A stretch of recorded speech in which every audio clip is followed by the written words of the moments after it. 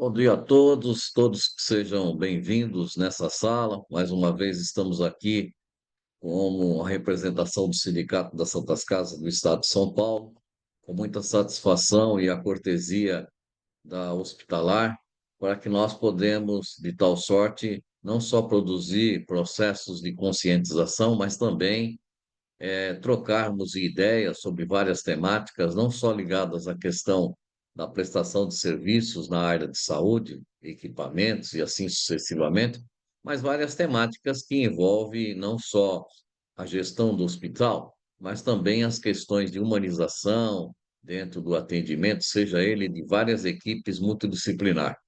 Hoje estou aqui com uma grata satisfação com o meu amigo Dr. Dorval de Andrade Tessari, amigo nosso que me teve o prazer de me contemplar com este livro, né?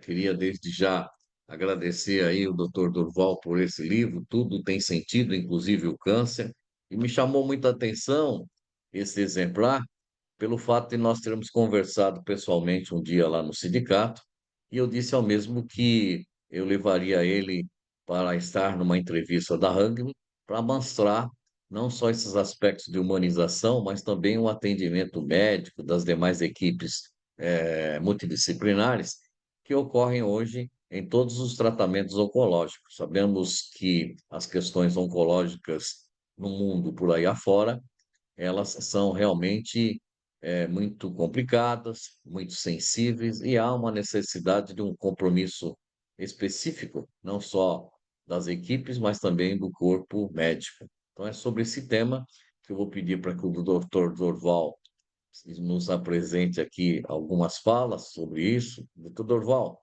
muito obrigado aí pelo aceite da sua proposta em estar aqui, agradeço muito e estamos aqui sedentos para ouvi-lo aí nessa contextualização que o senhor vai falar sobre o tema. Muito obrigado por enquanto. Edson, primeiro, meus sinceros agradecimentos pelo convite feito a mim, e fundamentado em cima daquela nossa pequena conversa que nós tivemos há um mês atrás, quando eu estive em São Paulo e por um breve momento nós conversamos. E, e quando o senhor me convidou, eu de pronto aceitei, porque esta é uma fala de um lugar, de alguém que olha o mundo de uma forma talvez um pouco diferente da forma como é posta. Então, eu agradeço ao senhor, agradeço ao sindicato, na sua pessoa, por esse convite. Eu estou à sua disposição.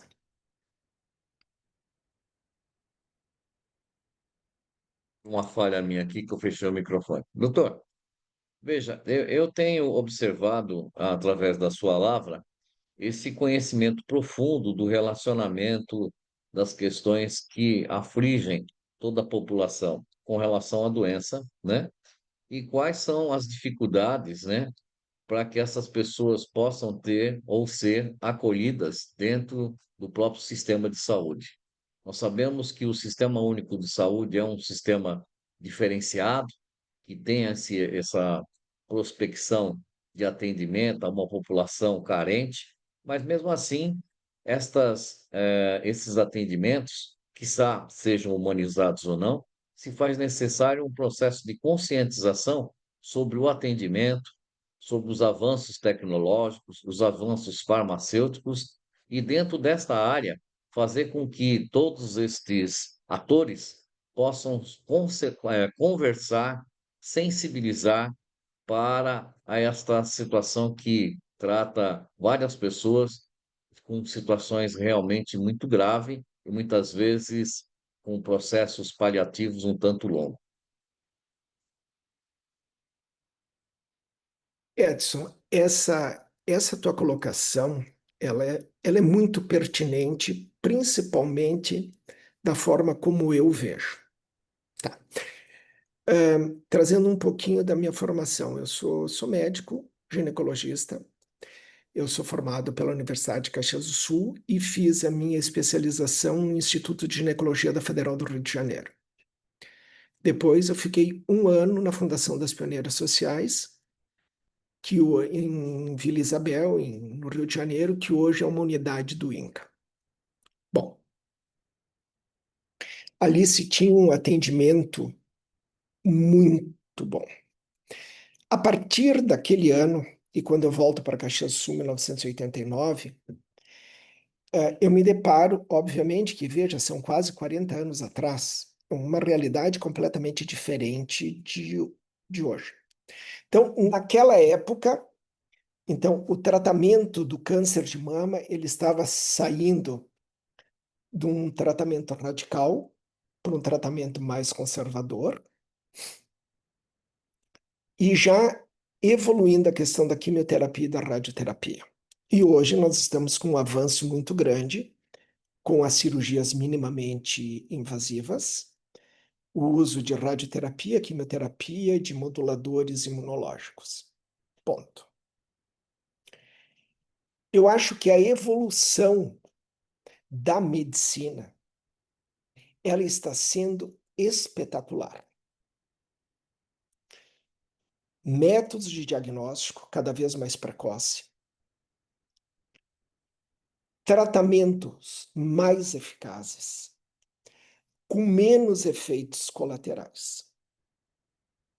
Mas aí tudo começa, essa minha transformação de pensamento, através de um médico que chama George Grodek, 1986 a 1934, na Alemanha, aonde ele é considerado o pai da psicossomática, e ele era contemporâneo de Freud. E ele faz a seguinte afirmação: câncer que não mata não é câncer. E aqui vem, obviamente, que a questão do livro é um romance escrito na primeira pessoa, eu conversando com ele. E ele me pergunta se eu concordaria com a afirmação dele de que câncer que não mata não é câncer. Naquele momento que eu estava escrevendo esse livro, eu parei porque eu precisava estudar a história do câncer. Quer dizer, esse livro, essa afirmação em 1900 e alguma coisa, estava começando a anatomia patológica, e eu precisava saber se aquilo fazia sentido ou não. E como passar essa informação para o público leigo numa afirmação tão forte e sabendo que a sobrevida das pessoas melhoraram de 1990 para cá. Mas a pergunta que eu me fazia é de que morte que ele está falando? Certamente, uma morte é a morte física.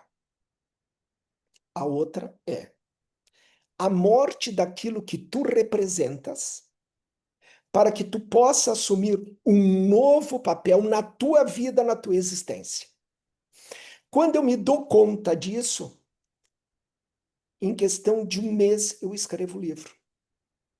E aí eu trago toda essa justificativa do romance, e aí eu concordo com ele. Sim, câncer que não mata não é câncer. Porque todo o câncer mata. Ou mata o corpo físico, ou mata algo que tem que ser deixado para trás. Desta forma, o câncer ele passa a ter um sentido na vida da pessoa. E o câncer ele é tão poderoso que ninguém fala dele, mas ele ocupa o lugar central na vida da pessoa e da família. Todo mundo faz de conta que não o vê, mas ele está ali. A pessoa vai lá e bate o sino da quimioterapia, mas ela sempre tem a pulga atrás da orelha. E se ele voltar? Mas veja, essa história é uma história tão mal contada, de que o câncer, ele te traz a morte para frente do teu rosto. E ao trazer a morte na frente do teu rosto, ele pode te trazer a noção da mais profunda incompetência do gerenciamento do viver. Porque nós temos a noção que nós somos o único animal que nós temos noção da finitude, noção do tempo. E mesmo assim, nós achamos que somos eternos. Que eu não faço hoje, eu vou fazer amanhã. Eu não faço amanhã, eu vou fazer o ano que vem. Só que quando o câncer chega, ele te dá um carteiraço assim, a morte está aqui. E aí tu é tomado por um baque, diz assim, e se eu morrer? Não, se tu morrer, não, tu vai morrer. Tu pode morrer de câncer ou pode morrer de qualquer outra, mas tu vai morrer. O problema, ou a solução, é que o câncer ele te traz a realidade. E naquele momento, tu vai ter que tomar uma decisão. O que tu queres para ti? Ninguém é insano de abrir mão da cirurgia, da quimioterapia, da radioterapia, da hormonioterapia, da imunoterapia. Mas a pergunta que tem que ser feita, o que tu queres fazer da tua vida depois de tudo isso? Vais querer continuar levando a vida da mesma forma como tu levava antes? Bom, se tu fores levar a vida da forma como tu levava antes, me desculpa, não faço tratamento e morra. Pelo menos tu não ocupa e não gasta dinheiro e nem espaço. Porque o câncer, ele vem como a última tábua de salvação para transformar a criatura. Tanto que a maior parte das pessoas que passaram por um câncer e 1 ano, 2 anos, 3 anos, 4 anos, 5 anos depois, não tem nada. E eu pergunto, como tu te imagina sem o câncer? A pessoa diz, não, eu não me imagino. E eu pergunto, tu preferia ser aquela pessoa de antes ou essa pessoa de hoje? Ela diz, essa pessoa de hoje. Porque a valorização da essência, da vida e do tempo passa a ser premente. É fundamental.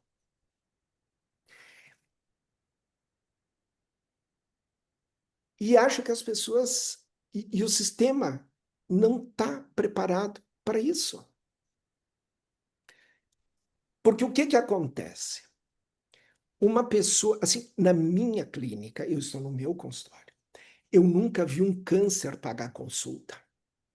Eu nunca vi um câncer passar carteirinha de convênio. Eu nunca vi um câncer com guarda-chuva chegando num dia que está chovendo. É uma pessoa que ela é portadora de um câncer e que ela precisa de tratamento. E diretamente o sistema olha para a doença. Aquela criatura, aquele pobre miserável, que pode ser tu, pode ser eu, pode ser qualquer um de nós para qualquer coisa, ele é deixado de lado. E quem recebe o atendimento é o câncer. Então, tu estadia, tu faz isso, tu faz aquilo, tu faz a primeira linha de quimioterapia, a segunda linha de quimioterapia, de terceira linha de quimioterapia, e aquilo não tem fim. A cada dia que passa, nós estamos tendo menos possibilidade de morrer em paz. Não tem fim.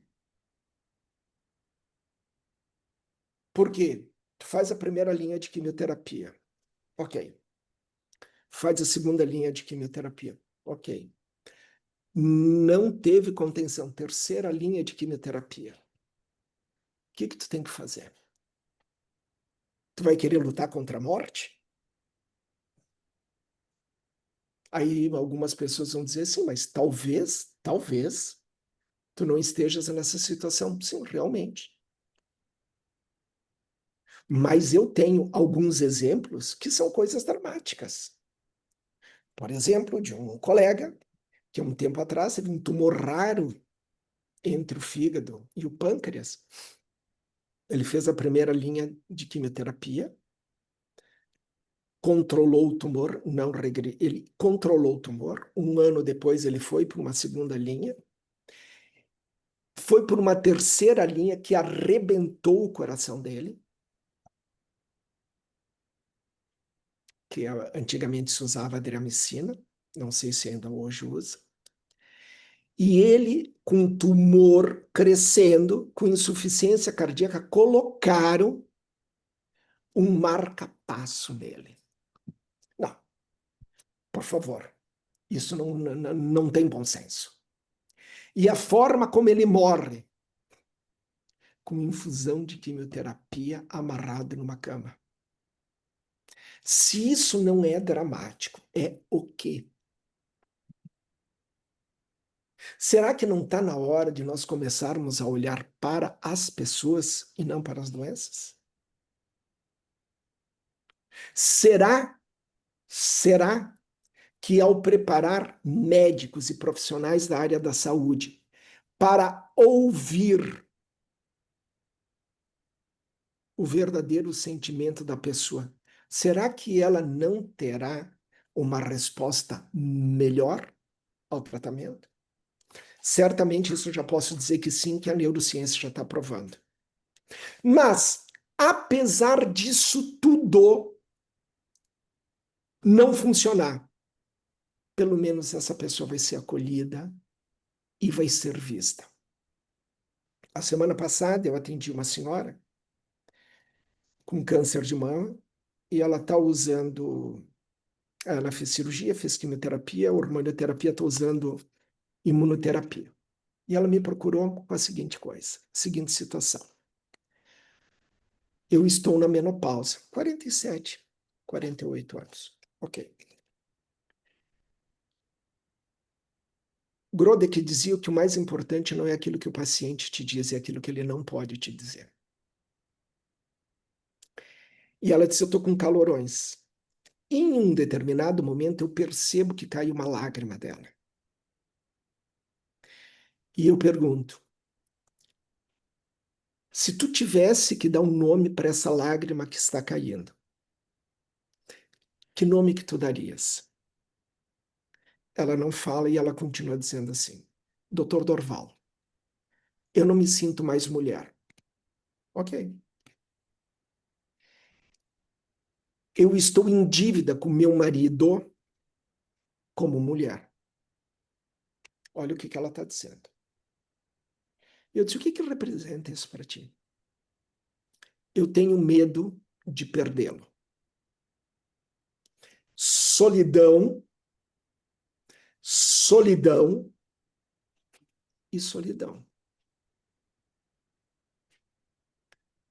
E aí eu perguntei para ela se havia algum indício de que o marido iria embora, apesar de que uma boa parte das mulheres que se tratam de câncer, os maridos vão embora, os companheiros vão embora. Isso é trágico. Assim, enquanto ser humano, eu acho isso deprimente. É mais ou menos quando tu entra para uma missão e tu deixa a pessoa na metade do caminho e tu tenta ir embora. Sinceramente, eu acho isso deprimente, nojento, tá? Deprimente, né? Ter uma atitude dessa, deixar alguém para trás. Bom, e aí ela disse, não, meu marido sempre vai comigo nas consultas. Aí eu disse assim para ela, quantos anos vocês estão casados? Ela, 20 e tantos anos. Vocês têm filho? Sim, temos um filho. E aí eu perguntei para ela, tu vai reduzir a tua história à tua vagina? É isso que tu vais deixar quando tu partir desse mundo? Com a tentativa de corresponder a ser mulher. Não que isso não seja importante, mas não é disso. É o abandono, é o medo, é a solidão. E a utilização, assim, ela precisa, entre aspas, de uma vagina com hormônio para que ela não tenha dor. Só que quem está usando hormonioterapia, quem entrou na menopausa em função da quimioterapia, é difícil. A pergunta é: Cristo, por que que não ouviram ela há um ano atrás? O quanto essa mulher está sofrendo. Não basta a cirurgia, a quimioterapia, a radioterapia, mas o maior dano dela é imaterial. Quantas vezes essa mulher foi ao médico com uma desculpa, gerou despesa de consulta, gerou despesa de exames. Para ela simplesmente ouvir, é normal. Lógico que é normal, mas não é normal para ela. É a primeira vez que ela está passando isso. E se tu não tem condição de ouvir isso, para. Se tu não tem competência, larga. E eu acho que é isso que está faltando para os médicos. Eu vou lhe chamar de Dorval, considerando-te um amigo, tá, Dorval? Por favor. Vou tirar o doutor Dorval, vou chamar de Dorval, ok? Dorval, deixa eu Perfeito. lhe falar uma coisa. Dentro dessa explanação que você fez, eu vou fazer uma mini contextualização para você colocar nessa sua análise e ver também a questão, não só da questão do atendimento do ser humano, mas eu vou te passar agora uma questão do sistema, né? Nós estamos dentro desse contexto, não sei se onde tu moras tem essa sistemática, mas a princípio, no Sistema Único de Saúde, ele afere essa sistemática, qual seja, nós temos o atendimento da atenção primária, que existe aí as questões do programa de saúde da família, depois temos as unidades básicas de saúde, depois temos os ambulatórios de especialidade, depois nós temos os hospitais e os hospitais de alta complexidade. Então, vamos começar pela atenção primária. O que se introduz dentro da atenção primária é que haja equipes de saúde da família que faça um levantamento epidemiológico nas áreas básicas, tá? Das regionalidades, para que se tenta identificar aí qual o processo de assistência médica. Quantos idosos tem, quantos oncológicos tem, quantas crianças, quantos idosos, quantos com pressão arterial e assim sucessivamente. Mas vamos pegar um exemplo de um cidadão que foi identificado lá no levantamento epidemiológico, de que ele está com algumas crises eh, de pressão alta, tá? Eu vou contextualizar a coisa para você entender o que eu quero chegar. Então, o que acontece? Aí o pessoal fala assim, ó, só precisa passar no postinho. Aí ele foi lá no posto de saúde, o posto de saúde, ele em péssimas condições, muitas vezes nem médico tem, às vezes ele demorou X meses para passar nessa consulta médica, aí disseram para ele, olha, o senhor vai ter que passar num ambulatório para ver aí num especialista, num cardiologista, o que que o senhor tem. Aí, muito bem. Aí ele é encaminhado para o tal do ambulatório. O ambulatório também vai demorar X anos para que ele possa ter essa consulta no ambulatório. Depois que ele passou desse ambulatório, um cardiologista lá que examinou ele, dizendo assim: olha, essa pressão, essa questão dessas alterações da sua pressão arterial, ela precisa, além de ser avaliada por mim, são acompanhamento também do hospital a nível cardiológico. E ele foi lá, depois de muito tempo, conseguiu essa consulta lá no hospital cardiológico, e posteriormente, em outro momento, disseram para ele: ó, você vai ter que fazer uma intervenção cirúrgica e você vai para um hospital de alta complexidade. Esse lapso de tempo não é tão rápido assim, ele é muito, mas muito, muito distante. O que nós encaramos, e eu particularmente encaro isso, que esse sistema todo, além de ser burocrático, ele é político, até porque, em dado momento, alguém lá da atenção básica nem vai passar na casa dele. Ele muitas vezes, por ter a precariedade do posto de saúde, ele não vai passar no posto de saúde, ele muitas vezes nem sabe que ele vai no ambulatório, então ele vai cair lá no PS do hospital, e no PS ele vai confrontar lá com pessoas que estão tendo parada cardíaca, estão tendo infarto, um facado, e ele vai entrar num processo que a gente chama de classificação de risco, e para depois ele passar.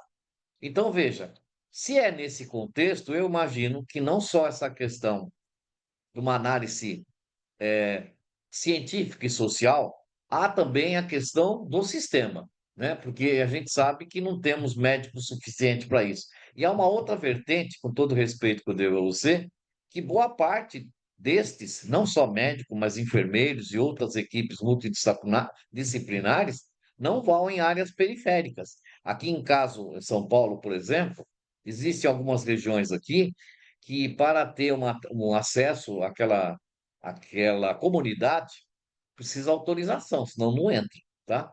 Então, abraçando isso, tá? Eu compreendo perfeitamente essa sua situação, da questão de avaliar isso, a questão do sintoma, de toda uma consequência de vivência, né? Mas eu acho que dentro desse processo, além do profissional, médico ou outro, nós também precisamos avaliar uma conscientização do sistema, não? Vai, Edson, essa tua colocação aí, ela é profunda. Eu fui muito prolixo na conversa. Não, eu acho que assim tu traz assuntos muito pertinentes. Primeiro, eu acho que nós temos um dos melhores sistemas de saúde público do mundo, tá? Eu não gostaria de ser uma pessoa sem recursos financeiros nos Estados Unidos. Não gostaria. Eles Durval, têm. eu pediria para você aumentar um pouquinho só mais o seu volume, ou chegar mais próximo aí, ok? Então, assim, eu estava dizendo que eu não gostaria de estar nos Estados Unidos não tendo recursos financeiros, porque eu não vou ser atendido. Ponto. Tá? E se eu for atendido, eu vou ter que assinar tantas coisas que eu vou passar o resto da minha vida pagando. Ok? Ponto.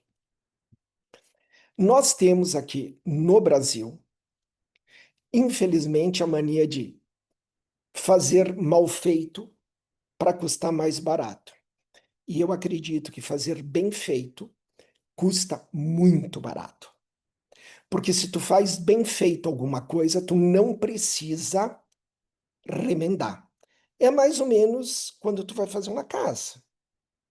Tu pode gastar um pouco mais para fazer uma casa com material bom, e tu vai levar 20, 30 anos para começar a fazer a manutenção, ou tu vai pegar material, sei lá eu de que qualidade, um mês depois tu já tem que montar. Segundo, o nosso sistema público, ele é, vide o que está na mídia, corrupto. Ele é corrupto, tá? Então, assim, nós temos que investir na questão saúde, segurança e educação. Se pegar somente aquilo que foi desviado nos últimos anos, do ponto de vista político, dá para colocar um médico em cada casa no Brasil. Agora, é óbvio que tu não tem dinheiro, tu lida com recursos escassos, porque falta dinheiro, porque ele é drenado de alguma outra coisa. Construções. Bom, então eu acho que assim, ó, se tu tem um sistema básico, bem estruturado, dentro da comunidade, já é um bom caminho. Aí tu vai me dizer assim, bom, vamos pegar tudo e vamos fazer de uma hora para outra. Não, não vai dar certo, porque nós não temos essa consciência social. E tem uma outra coisa que atrapalha, a judicialização na medicina. Porque o médico, ele tem que ter respaldo científico. Se não houver respaldo científico e por algum motivo tu for ousado e der errado, tu vai pagar com todos os teus bens daquilo que tu levou uma vida toda para construir. Então, a judicialização da medicina é um dos cânceres que tem dentro da medicina. Da outra ponta também, não ter profissionais comprometidos com os resultados de oferecer melhores coisas. Agora, não existe nenhum médico que vai arriscar o seu CRM, todo o seu capital de uma vida, uma vez que os protocolos dizem, por exemplo, que tu tens que um paciente que teve uma gastrite, uma dor de estômago. Ah, tu poderia dar um medicamento para bloquear. Ok, 10. Se daqui a 15 anos essa criatura tiver um câncer de estômago, ela vai buscar nos prontuários e vai dizer: o doutor deveria ter feito uma endoscopia digestiva alta. E se tu não fizer, tu vai estar correndo risco. Então o médico na outra ponta vai dizer: bom, é o teu estômago que está doendo, tu vai resolver isso com o teu plano de saúde. É assim, é uma engrenagem doente, Edson. Ela é doente. Sabe? Então, assim, é todo mundo querendo tirar vantagem de tudo. Nós somos uma sociedade doente, do início ao fim, do mais rico ao mais pobre. É um traço da nossa sociedade. Só que, e isso que eu estou falando, Edson, quando vai ter eco?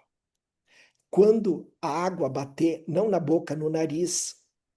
Porque vai chegar uma hora que não vai ter mais dinheiro para sustentar tudo isso.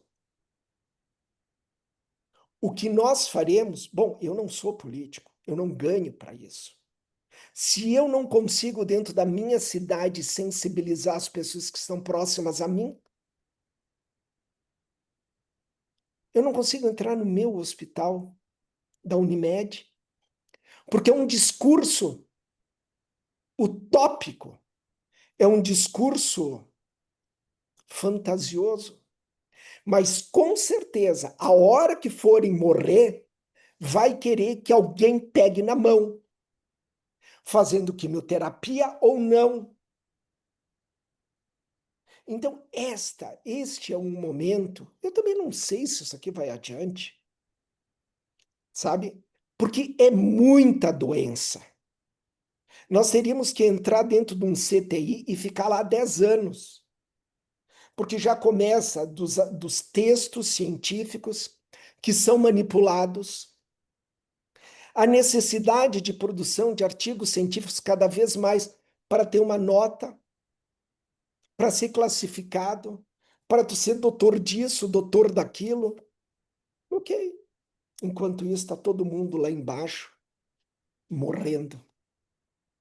E às vezes não é morrendo fisicamente, morrendo de desamparo. Então, essa tua colocação é uma colocação pertinente, sabe? Eu não sei como isso vai ser feito. Eu acho que teria que começar, primeiro, instrumentalizando médicos, instrumentalizando os profissionais da área da saúde, gestores, e tem que ter alguém que coloque o dedo na moleira nessa turma que não tem limite. Deixa eu te perguntar uma coisa. Dentro dessa reflexão, qual a sua percepção hoje, dos cursos de medicina e com a nova formação dos médicos que atuam não só na sistemática oncológica, mas também, em outras áreas da medicina? Mas pegando dentro desse foco da oncologia, como tem sido a sua visão ou recepcionado isso nos meios acadêmicos dessa formação desses profissionais? Eu acho que já há algum tempo, os cursos de medicina nada mais é do que um grande negócio financeiro. Ponto. Por que é um negócio financeiro? Porque é um curso elitista. As pessoas não medem esforços para pagar um curso de medicina. Então, tu tem curso de medicina abertos nesses últimos anos em lugares que não tem hospital. tá? Então, assim, tem ambulatório. Quem são as pessoas que vão orientar esses alunos? Quem serão as pessoas mais velhas que vão pegar os alunos pela mão e ensinar a tratar aquela criatura? Quem faz isso? Então, o ensino médico, com raríssimas exceções, ele é deficiente. Porque, inclusive, nas grandes universidades, nos grandes cursos de medicina, ensinam a doença, a tratar a doença, não o doente. Né? Essa nova sistemática. Oi. Durval, repete novamente isso que não deu para ouvir direitinho, por favor. Essa sua última frase. Nos cursos de medicina, mesmo nos top, eles ensinam a tratar a doença Sim. e não o doente. Tanto que nos grandes hospitais, quando faz discussão de casos clínicos, vem um professor bambambam, bam, bam, que ele chega a estar curvado de tanto diploma pendurado no pescoço. E aí tem os residentes, os estudantes que despejam a condição clínica e o doutor, no alto do saber dele, alto, né? Alto e alto do saber, determina o que deve ser feito. E eu gostaria de saber quantas vezes perguntaram como o senhor está se sentindo aqui. Aí a questão que tu trouxeste da hipertensão. Eu fui presidente do Congresso Brasileiro de Psicossomática em 2018 e de presente eu recebi uma hipertensão arterial que eu trato até hoje. Ao longo de todo o tempo, nenhum cardiologista me perguntou se achava que eu tinha alguma condição, mas ficou impregnado em mim a briga dos acadêmicos, a briga por exposição num congresso e eu ter que lidar. Isso ficou gravado em mim. Então eu tenho que usar medicamento. Né? É, Tanto. é, além do que, né, Durval, tem uma questão hoje que parte dos perceptores hoje não tem a tendência hoje de ser preceptor. Ele quer uma carreira na sua clínica, na sua medicina. Não vejo, não sei se você tem essa mesma tendência de estar avaliando alguém que, mesmo seja preceptor há algum tempo, esteja defendendo uma tese tal qual nós estamos aqui conversando com esse processo de humanização, de identificação do paciente, não? Assim, ó, nem tudo aquilo que brilha é ouro. Edson, eu não tenho experiência nenhuma em atendimento público. Nenhuma. Eu não sei como funciona, mas eu posso dizer como é que funciona o meu consultório. Como eu faço aqui no meu consultório para ter essa concepção? Eu atendo a pessoa, seja ela quem for que chega aqui. Obviamente que, em função de eu ter um consultório particular, ele não é aberto ao SUS. Mesmo porque eu não seria credenciado pelo SUS. Porque é tanta burocracia que não me permite eu fazer esse trabalho. Mas isso é outra história. Mas a questão dos preceptores, né?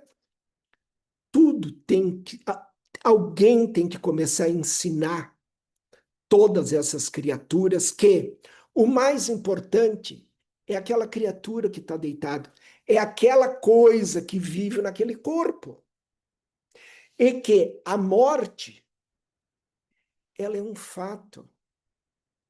Então eu não tenho que lutar contra a morte.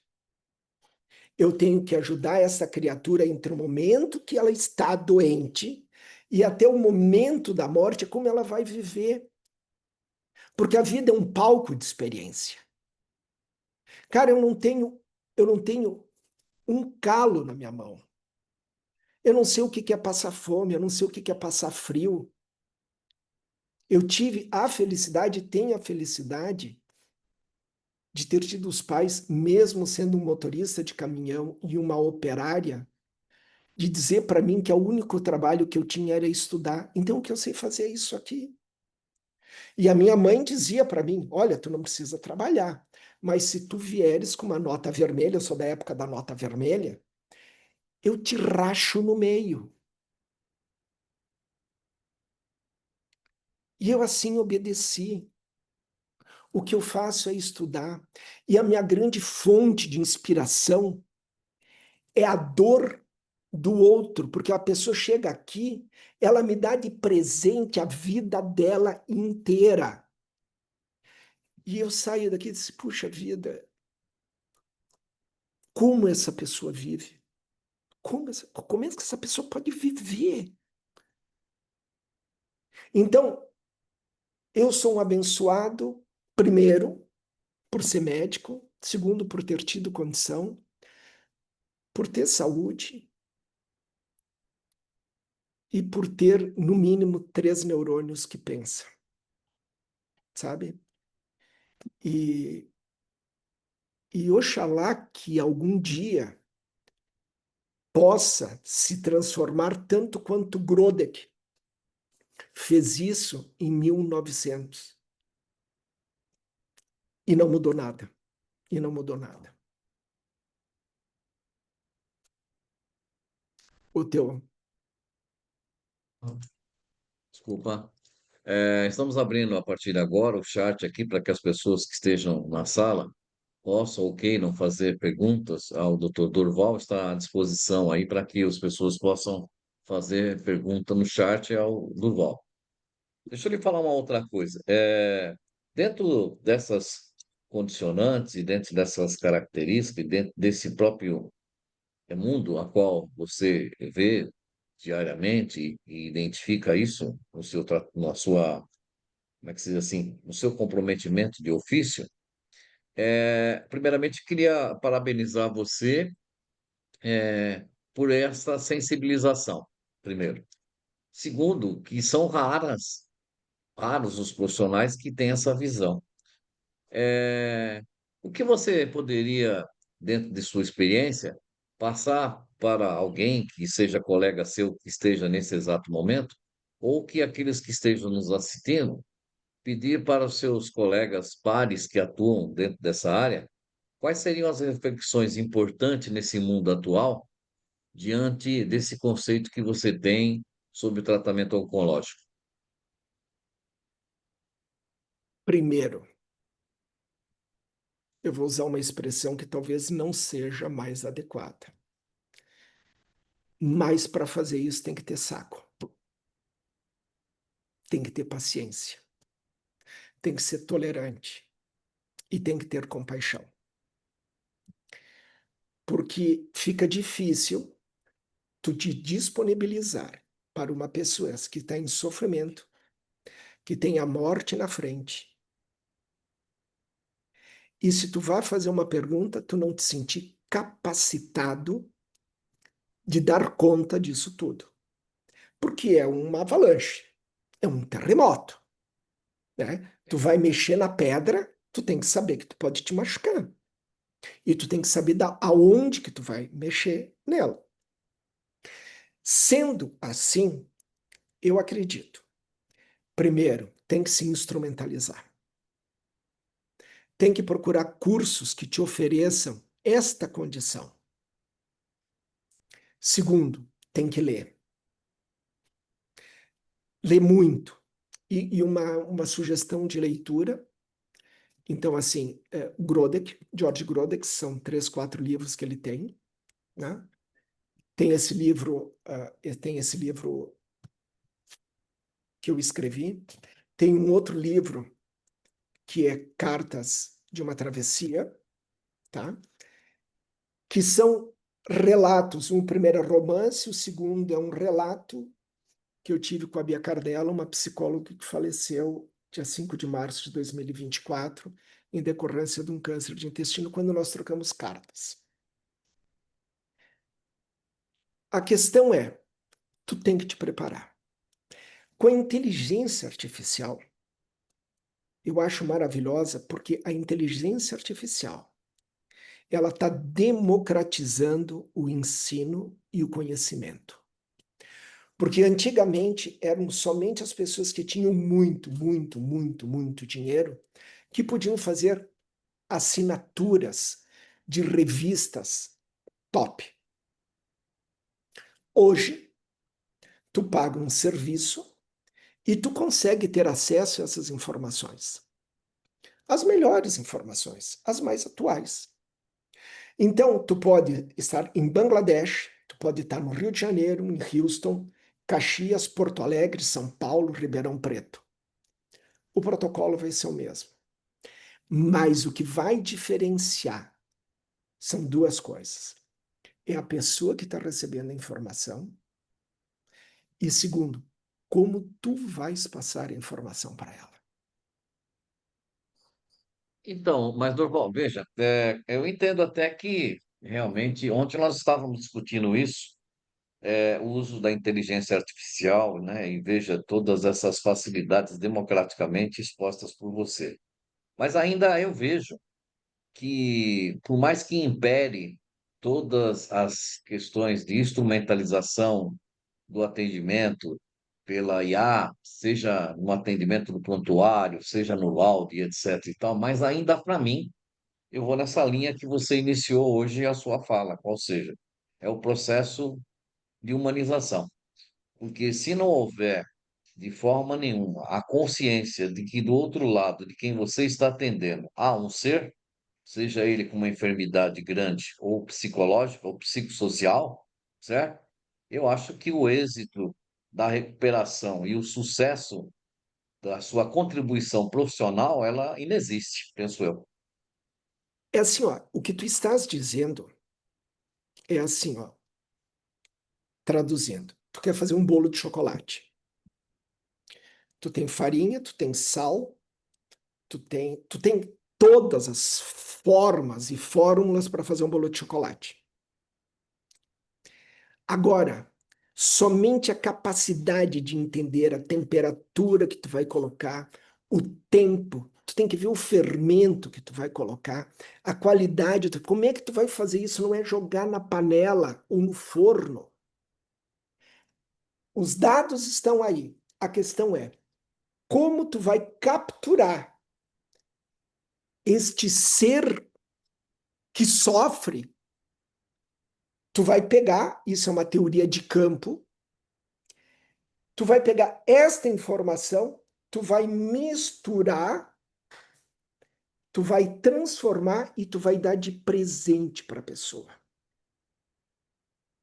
É nisto, e outra coisa, isto é treinamento.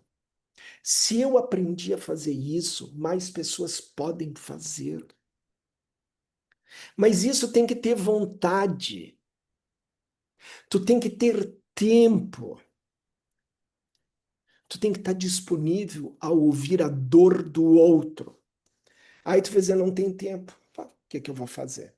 São escolhas que as pessoas fazem. Eu escolho É, fazer o tipo de atendimento que eu quero. eu vou ser muito contundente agora na minha fala. É, eu vejo, eu faço parte de um conselho de um hospital oncológico, que é o Instituto Arnaldo Vieira de Carvalho, que padece hoje de uma questão de custeio enorme, né? Só eu sei, junto de fazer parte desse conselho, quais as dificuldades que nós temos politicamente e financeira para ter recursos para atender a população. Porque há limites de atendimento, não há uma remuneração adequada, as tabelas não são supostamente evidenciadas. Em São Paulo, aqui, há algumas características de uma tabela diferenciada do SUS, mas não, isso não é em todo o território. Então, nós padecemos muito desse atendimento na diversidade dos hospitais oncológicos, alguns com seus limites de atendimento e outros que sequer têm campo de ampliação, até porque não tem recursos, né? Então há uma política muito grande. Mas, por outro lado, eu visualizo assim, como advogado e até por ser professor na área de administração hospitalar, que as questões oncológicas hoje, em determinado momento, aspas, com todo respeito, fecha aspas, há um processo de cartel farmacêutico, medicina, e isso não muito me agrada. Você teria essa visão também? Óbvio. Vai ser um documentário sobre a questão da atuação do governo norte-americano em função das empresas petrolíferas lá na época dos anos 80, para dizer que essa questão da crise climática é uma falácia. Está vindo à tona os documentos de que governo, publicitários, rádio, jornal e televisão foram pagos para influenciar a população, dizer que isso era uma falácia. Além disso, eles instalaram dentro do governo norte-americano cientistas que foram pagos para acabar com o levante do Al Gore, né? Eu acho que isso também com medicamento é a mesma coisa. Tem, tem que, assim, os laboratórios têm que cobrar a evolução, ok? Mas eu particularmente acho, laboratório não deveria dar amostra grátis. Ambulatório, laboratório não deveria pagar congresso. Laboratório não deveria pagar jantar. Laboratório não deveria pagar passagem de avião. Laboratório deveria fazer o serviço dele, pesquisar e vender. E o laboratório que preze, querendo visitar, ele deveria pagar a hora do médico. Eu vou te receber, mas quero que tu saiba que o meu custo da minha hora é essa. Enquanto que nós não fizermos isso, não vai ter solução. E isso não é uma coisa do Brasil, é da humanidade, né? É uma Isso coisa se universal. estende, acho que para o mundo todo, não? Sim. E assim, a quantidade de dinheiro envolvido, Edson, é absurdo. É É, absurdo, né? Então, assim, verdade. inclusive estão tentando tirar o direito nosso de ficar triste. Quer dizer, tu não pode ficar triste, tu tem que usar um remédio antitristeza. Aí então tu tem que tomar um remédio antitristeza, tu tem que tomar um remédio para dormir. Tu tá endividado, como é que tu vai dormir, criatura? Aí tu vai comprar mais remédio, vai dizer, tá difícil. Muito bem, meu amigo. Olha, eu adoraria ficar mais tempo com você aqui, mas eu queria, desde já, eu vi aqui que você disponibilizou aí o seu e-mail, Dorval, dorvaltessalia@gmail.com, o seu Instagram, Dorval Online Tessari, também eu acho que está aqui. Nós vamos replicar isso. Essa sua entrevista vai estar disponível no site da Hospitalar. Eu vou passar para você também, o meu amigo Guilherme, que é da assessoria técnica, que vai passar depois o link dessa gravação, para que você também disponibilize isso nas suas redes sociais. E muito bem. queria, desde já, agradecer muito e pedir duas coisas para você. Primeiro, antes de você fazer as suas considerações, você mostrar os seus dois livros aí, por favor, pega um em cada mão, por favor, e me dizer onde estão esses livros, né? Isso, é. Então temos aí Cartas de uma Travessia e o outro, por favor. E o outro é Tudo Tem Tudo tem Sentido, sentido. inclusive o câncer. Onde estão esses livros? Estão disponíveis nas respectivas plataformas? Ou alguém que Não, queira então ler assim, esse livro? queira, me manda por e-mail, dorvaltessari@gmail.com, que aí eu envio os dados, aí já envio os dados postais Eu já envio o link para o pagamento, que é por Pix. Ótimo. Em questão de uma semana, o livro estará junto a vocês. Muito bom. Então fica aí aberto as suas considerações finais, agradecendo muito desde já a, a aceitação desse convite e coloco o Sindosfil à sua disposição, porque nós teremos em outra oportunidade também a sua fala, talvez em outros eventos, mas é um privilégio não só meu, do sindicato, mas também da Hospitalar, ter um profissional de tremendo gabarito expondo isso, pondo a sua cara no vídeo para mostrar o que é a realidade, e isso me enobrece, e eu tenho um respeito, uma consideração muito grande por você. Edson, muito obrigado. Obrigado pelo convite. E tem uma coisa muito importante, assim, fundamental. Eu não preciso esconder quem eu sou. Ponto. Então, essa é uma posição absolutamente pessoal, fundamentado em Grodek e Costard, que é um outro autor, e que eu me sinto muito feliz em falar, né? Porque eu já tenho 40 anos de medicina e eu posso me dar o luxo de dizer aquilo que eu penso sem agredir e ofender ninguém. Edson, muito obrigado pelo convite mais uma vez. Eu desejo a todos que vocês tenham um belo dia, seja ele, se for ver à noite, uma bela noite, se for um belo final de semana, que assim seja. Um grande abraço e mais uma vez, meu muito obrigado. Muito obrigado a você, Durval. Queríamos agradecer novamente ao Hospitalar de nos dar essa oportunidade para essa fala. Agradecer todos. Opa, esqueci aqui novamente. Queria agradecer a todos por estarem presentes nessa sala. Agradecer ao Hospitalar de ter dado esta oportunidade para nós e desejar a todos um grande abraço e não perca a próxima Hub do Sindosfio, que teremos aí temas importantes também para o segmento. Um grande abraço a todos e um bom dia a todos. Um momentinho.